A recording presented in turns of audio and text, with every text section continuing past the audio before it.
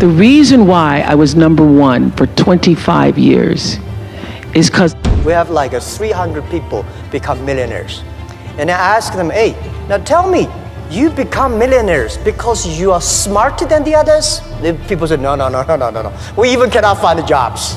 No matter what the drama is, whatever the external distraction is, your response to it should be to double down on the customer, satisfying them, not just satisfying them, delighting them. Want to be happy? Build a life, not just a business. Living that believe in life. Out here living that believe in life. Every day we living that believe in life. Hustle like we living that believe in life. Living life, yeah, so we grinding it out. Every single day we be grinding it out. Hustle like we living that believe in life, oh. That believe in life, oh. Hey, it's Carmichael, and this channel was created to help you overcome the #1 challenge that is holding you back, a lack of belief in yourself. You watch these videos because you know there's something more inside you as well. You've got Michael Jordan level talent at something. So today, let's live your best believe life and learn some of the best lessons from billionaires. Enjoy. Okay, let's kick it off with lesson #1, be open and vulnerable with Oprah Winfrey. the reason why I was #1 for 25 years is because I figured out early on there is no story anybody has ever heard that somebody else hasn't experienced. Nothing. And I also figured out, probably maybe the first or second year, that all pain is the same. That a mother in Somalia feels the same way as a mother in Seattle when she loses her child. And the common denominator in the human experience is our emotions and our feelings. And the more vulnerable and open you are willing to be with your story, the more actual understanding you create with other people, and the more powerful you become. People don't think less of you for sharing your story. They think more of you for having the courage to share it. Lesson #2, take risks with Elon Musk. You started with a much smaller rocket, a Falcon 1. And was your goal at that point, when you started with Falcon 1, to get to the point where we had 9 engines for Falcon 9? Was that your goal at that time? When I started SpaceX, I only thought there was maybe a 10% chance of getting Falcon 1 to orbit. I did not at all think that this would happen. So this is for sure a dream come true. But I literally at the time I didn't know anything about rockets, and I was, I've been the chief engineer of SpaceX since day one, and I don't really know anything about rockets, which is why the first 3 rockets failed. Right. And then so the first 3 Falcon 1s for SpaceX were failures. Yes. And then tell me about the fourth one. The fourth one, so I'd actually only had enough money for three flights. So I had no more money left, and we managed the team sort of rallied, and we managed to put together enough spare parts to do a 4th launch, and that 4th launch was successful. And then so what would have happened if it wasn't successful? Oh, well, SpaceX would have died. So we would not be here right now, at this moment, getting ready to launch Crew Dragon to the International System. Lesson #3, delight the customers with Jeff Bezos. We haven't had any existential crises, knock on wood. I don't want to jinx anything.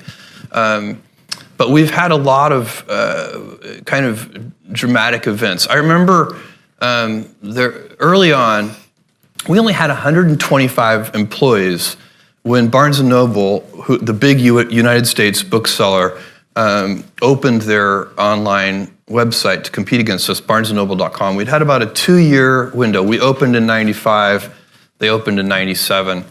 And at that time, all of the headlines, and the funniest were about how we were about to be destroyed by this much larger company. We had 125 employees and $60 million a year in annual sales, 60 million with an M.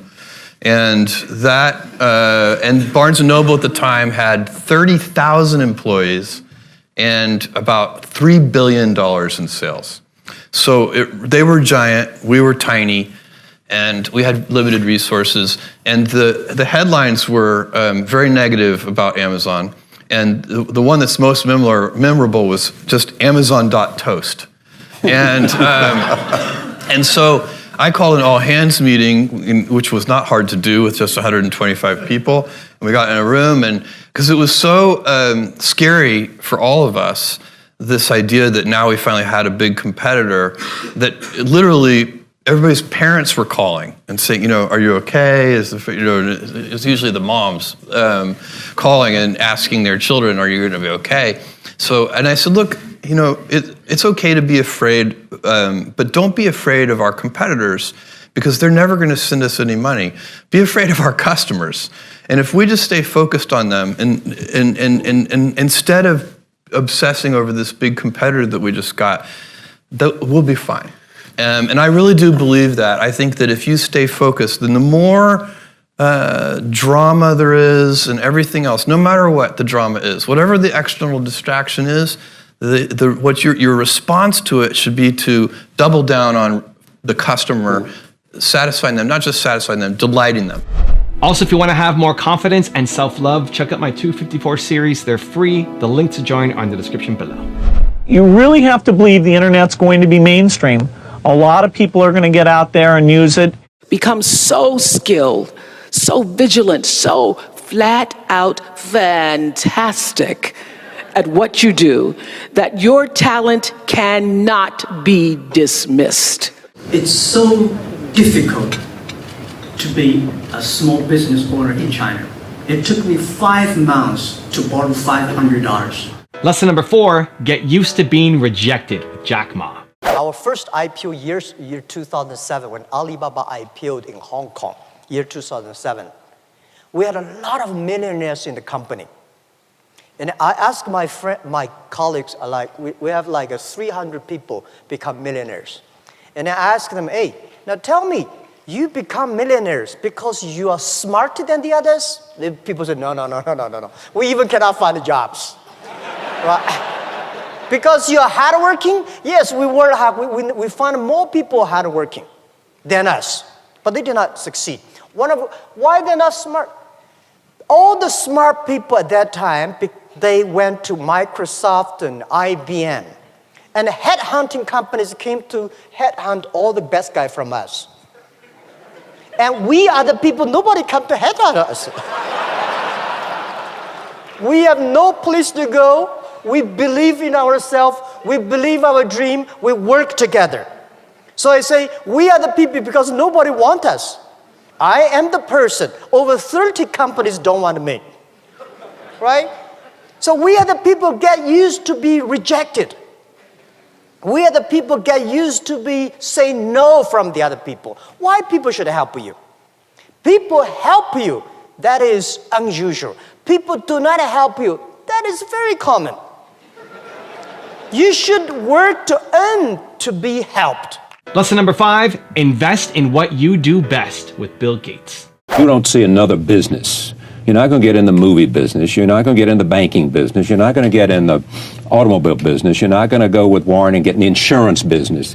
There's no business out there that you say, this is so attractive, the return is even greater than it is pouring more money into Microsoft.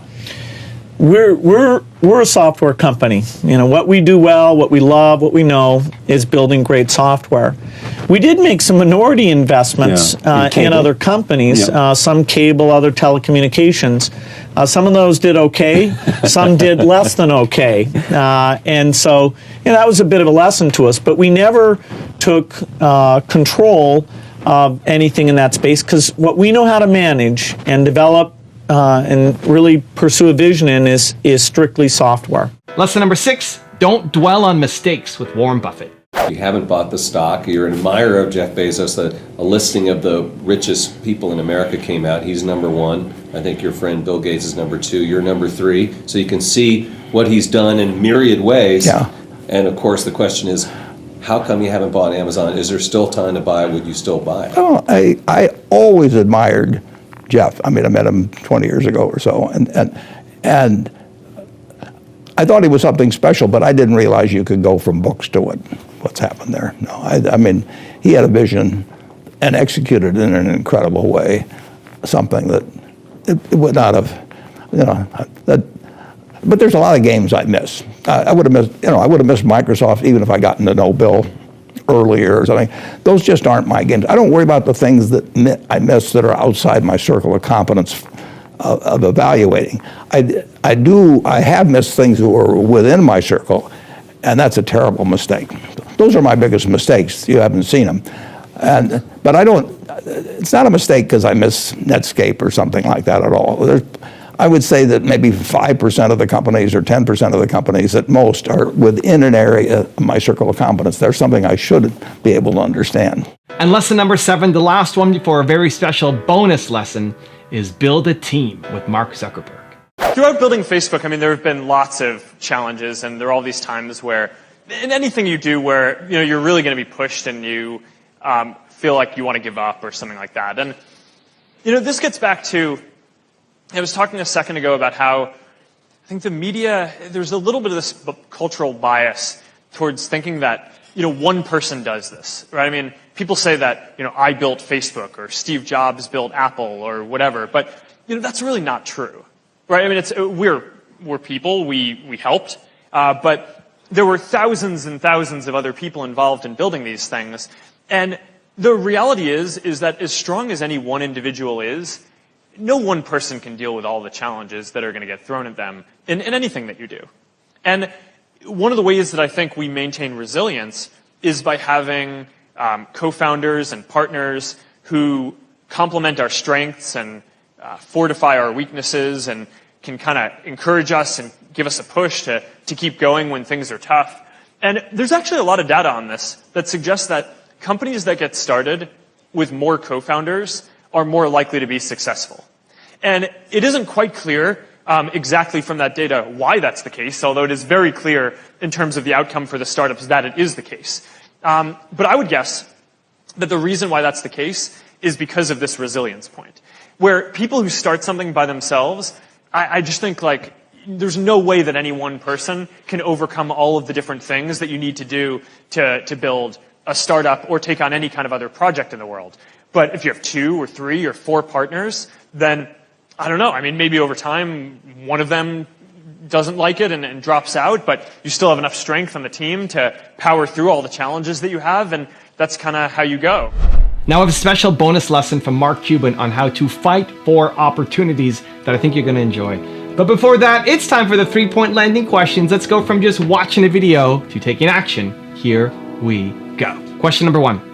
Who's the next person that you need to bring on your team? Number 2, what's the mistake that you need to stop dwelling on? And number 3, where do you need to invest more in what you do best? And if you made it this far in the video, I want to celebrate you. Give me a hashtag believe down in the comments as well.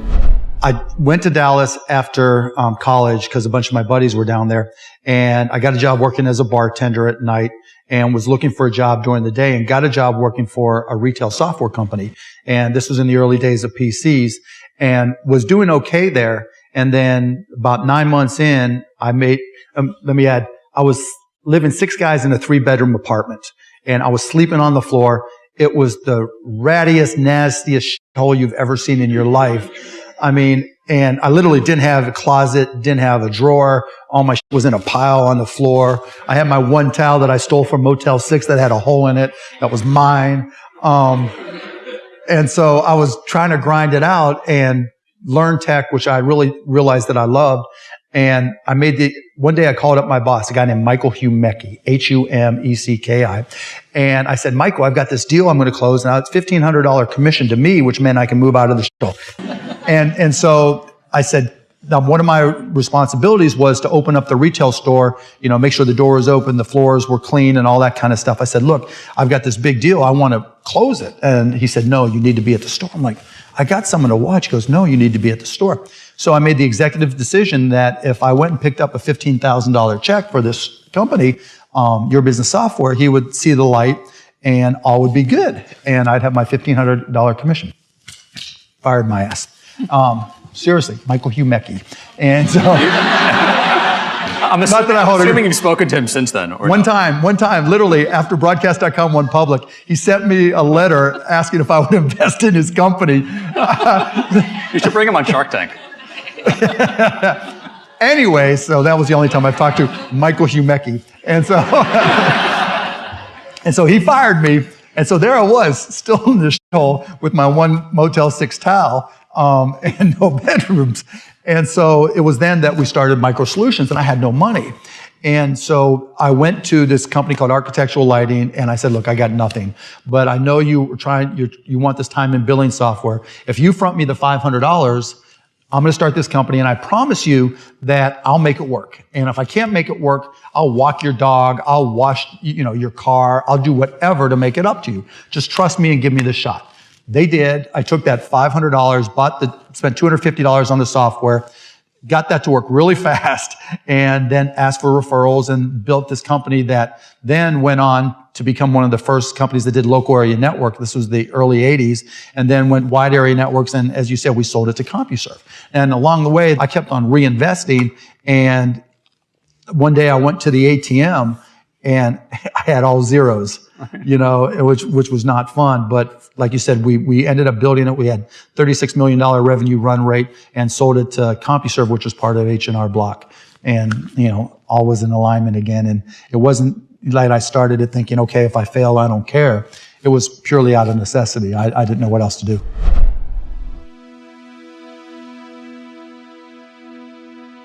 If you want to know 5 pieces of life-changing advice from monks and gurus, check out the video right there next to me. I think you'll enjoy it. Continue to believe, and I'll see you there.